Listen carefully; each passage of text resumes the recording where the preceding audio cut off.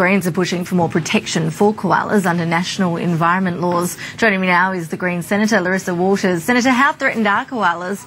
How do we save them? Hi Ashleigh, thanks for having me on. Look, the experts are saying that we might actually see the extinction of the koala in our lifetime.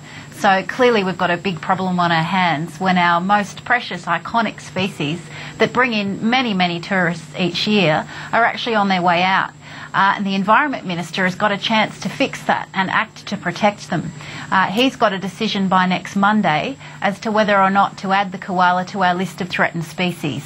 Now, of course, no one wants to see the koala on the threatened species list, but we need to recognise that they are in danger of extinction.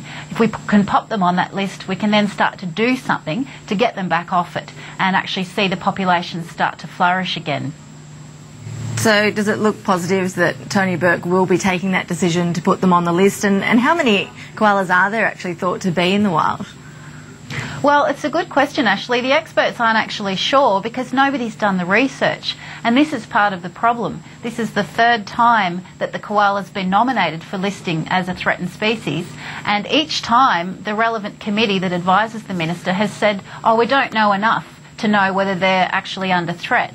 Well, this time, the Senate inquiry which looked into the koala said it's actually a bit silly to say we don't know how threatened they are and therefore we're not going to protect them. And the Senate inquiry recommended actually doing the work, doing the monitoring and getting that proper picture of how many koalas are left. So it's really important that we do that. But what we do know is that the numbers are vastly declining right across the country. We've seen an absolute freefall drop in koala numbers. So we know the trend is not good.